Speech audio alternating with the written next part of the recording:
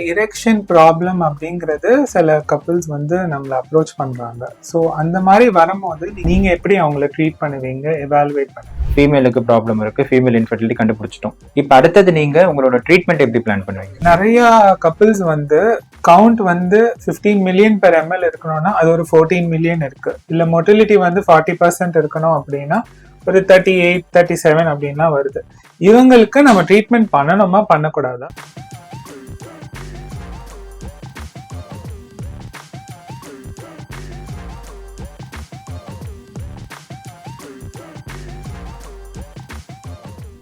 Sir, இப்போ காமனா erection problem அப்படிங்கிறது சில கப்பிள்ஸ் வந்து நம்மளை அப்ரோச் பண்றாங்க. ஸோ அந்த மாதிரி வரும்போது நீங்க எப்படி அவங்களை அப்ரோச் பண்ணுவீங்க, நீங்க எப்படி அவங்கள ட்ரீட் பண்ணுவீங்க, எவாலுவேட் பண்ணுவீங்க? ஆக்சுவலாக நாங்கள் ஆண்ட்ராலஜிஸ்டுக்கெல்லாம் நிறைய பேர் எரெக்டைல் டிஸ்ஃபங்க்ஷனோட பார்க்குறோம்.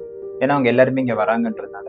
பட் ஒரு கப்புளாக அவங்க வராங்க, எரெக்டைல் டிஸ்ஃபங்க்ஷனோட வராங்க அப்படின்னா ஃபர்ஸ்ட் வந்து அவங்களுக்கு நம்ம சொல்றது வந்து கம்ஃபர்ட் தான். ஏன்னா மேபி அவங்களுக்கு ப்ராப்ளமே இல்லாமல் இருக்கலாம். எரெக்டைல் டிஸ்ஃபங்க்ஷனுக்கு என்னதான் நிறைய காசஸ், டயபெட்டிஸ், ஒபிசிட்டி, இந்த மாதிரி நிறைய விஷயங்கள் காசாக இருந்தாலும் இன்னைக்கு இருக்கிற மாடர்ன் சொசைட்டியில் நம்ம பார்க்குறது மெயினாக ஸ்ட்ரெஸ் தான். ஸ்ட்ரெஸ் ஆகட்டும், ஆங்ஸைட்டி, அதாவது கரெக்டாக பண்ண முடியுமா முடியாதா, அவங்களுடைய ஹஸ்பண்டும் ஒய்ஃபும் மீட் பண்ணிக்கிறதே ரொம்ப டைம் கம்மியாக தான் கிடைக்குது. ப்ளஸ் அந்த ஃபர்டிலிட்டின்னு வரும்போது அந்த ப்ரெஷரும் அவங்க மைண்டில் வருது. ஸோ அவங்களுக்கு நம்ம பேசிக் அசஸ்மெண்ட், எக்ஸாமினேஷன், இந்த ரிப்போர்ட்ஸ்லாம் பார்க்குறது, முன்னாடி உங்களோட எரெக்ஷன்ஸ் எப்படி இருந்துச்சு, இப்போ கொஞ்ச நாளாக தான் கம்மியாக இருக்கா அப்படின்றத அசஸ் பண்ணுறது.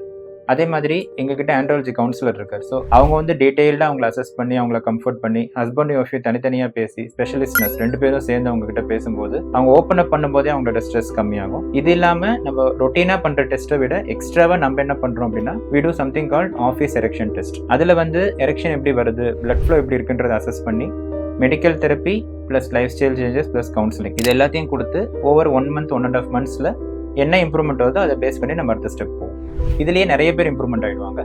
பட் இதையும் தாண்டி பெனிட்ரேஷன் பண்ணுறதுலேயே கஷ்டம் இருக்குது, இல்லை இந்த மெடிசன்ஸ் எதுவும் கூட ஒர்க் பண்ணல, நாங்கள் ஆல்ரெடி ட்ரீட்மெண்ட் எடுத்துருக்கோன்னு வர்றவங்களுக்கு டீட்டெயிலாக என்ன நம்ம எவல்யூஷன் ட்ரீட்மெண்ட்டும் பண்ணோம். ஸோ இப்போ நம்ம டெஸ்ட் பற்றிலாம் பேசணும் சார். நீங்கள் இந்த எல்லாமே சொன்னீங்க. இப்போது ஒரு கப்புள் வந்தாங்க, மேல் ஓரளவுக்கு ஓகேவா இருக்காங்க, ஃபீமேலுக்கு ப்ராப்ளம் இருக்குது, ஃபீமேல் இன்ஃபர்டிலிட்டி கண்டுபிடிச்சிட்டோம். இப்போ அடுத்தது நீங்கள் உங்களோட ட்ரீட்மெண்ட் எப்படி பிளான் பண்ணுவீங்க? இப்போ காமனாக வந்து ஒரு கப்பிள் ஃபர்டிலிட்டிக்காக வராங்க அப்படிங்கும்போது நம்ம இனிஷியலாக வந்து in order for us to learn என்ன ப்ராப்ளம் அப்படின்னு தெரிஞ்சுக்கிறதுக்கே ஒரு சைக்கிள் வந்து நம்ம ஒரு மார்க் சைக்கிள் மாதிரி பண்ணுவோம். அதாவது ஒரு ஃபுல் மென்ஸ்ட்ரல் சைக்கிளில் அவங்கள ஸ்கேன் பண்ணி தேவைப்பட்டால் பிளட் டெஸ்ட்டும் பண்ணி ஃபாலோ பண்ணி பார்ப்போம்.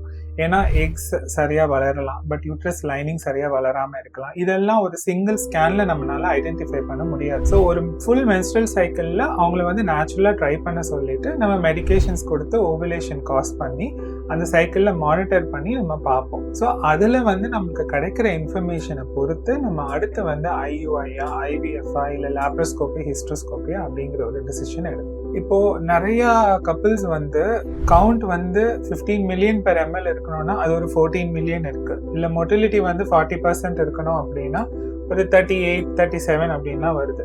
இவங்களுக்கு நம்ம ட்ரீட்மெண்ட் பண்ணணுமா பண்ணக்கூடாதா, இல்ல வந்து நார்மலா இருக்குன்னு சொல்லிடலாமா சார்? இப்போ ரிப்போர்ட் வச்சு பார்க்கும்போது இவங்க அப்நார்மல் தான். பட் நம்ம எல்லாருக்குமே தெரியும், வெறும் ஒரு ரிப்போர்ட்டை மட்டும் பேஸ் பண்ணி இது இன்ஃபர்டிலிட்டின்னு சொல்லிடவும் முடியாது. அதே மாதிரி ரிப்போர்ட் நல்லா இல்லை அப்படின்னா அவங்க கன்சீவ் ஆக மாட்டாங்கன்னு நம்ம சொல்ல முடியாது.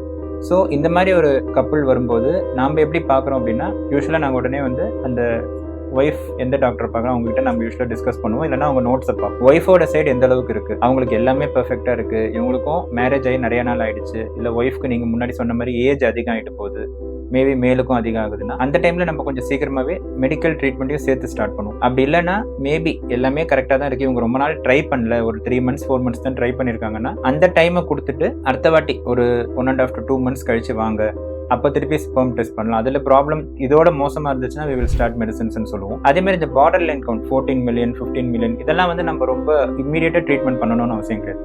அதுவே 10 மில்லியனுக்கு கீழே இருக்குது, மொட்டிலிட்டி ரொம்ப கம்மியாக இருக்குது அப்படின்னா மெடிசன்ஸ் கொடுப்போம்.